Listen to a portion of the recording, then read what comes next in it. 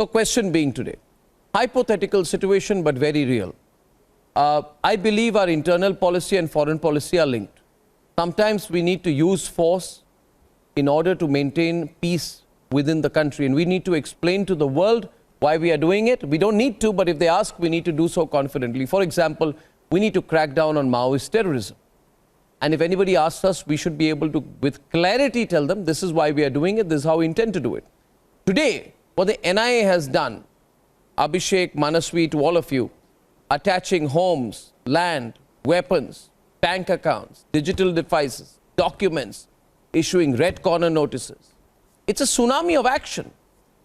Now, let's assume if Mallikarjun Kharge was Prime Minister of India, if Mallikarjun Kharge was Prime Minister of India of a 32-member Khichdi Sarkar, how would he have dealt with it? Can any of you tell me? How would he have dealt with it? That's why I say 2024, elect the government which you believe can defend national interest. Arnab, he would have dealt with it. Which one of you would like to take that? You know, he would have dealt with it the way... Tuhin is answering on your behalf, otherwise, yes, Tuhin, what do you think? Without uttering anything. Arnab, no, he would have maintained silence much the same way that Rahul Gandhi is maintaining. But let me come to the larger point over here. Arnab, this is truly, I'm glad you're having this discussion. This is truly a golden era in the history of India's foreign policy, and to really decode and comprehend what you see now, you will really have to go back to 2007, 2008, where every time we had a bomb blast and we had too many of them, the first reaction of India would be to complain to Big Daddy America. Today, America reaches out to India for most of its needs. So that is the difference that you see in the last 15 years. The present foreign policy of India is based on 5 core tenets, and we need to really understand each of them in detail.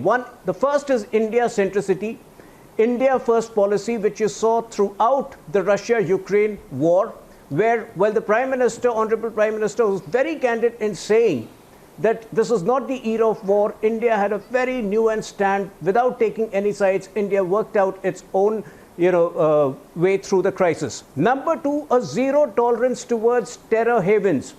In the last 6 years, if Pakistan stands globally ostracized, if even within the Organization of Islamic Countries, nobody takes Pakistan seriously, India, let me complete please, I've only mentioned the second point. So India has a big role to reducing Pakistan to where it is. Number 3, we have democratized global organizations like BRICS. Please don't blabber in between. Allow me to complete. I don't speak in between other people. No, but not right now. Number 3, we have democratized organizations like BRICS and G20 by including, countries which had never thought they would be included. Number 4, combating expansionist forces. India has a big role. India was instrumental in the creation of Quad. And number 5, the optimization of prosperity. Today, Saudi Arabia being one of our most strategic partners, and the India-Middle East Europe corridor sets a new paradigm for India's foreign policy. So I think it's a very nuanced policy. A lot of groundwork has gone into it. A lot of strategy has gone into it. I ask you, which works will not be able to so Tuhin, I think you're making the other side very restless.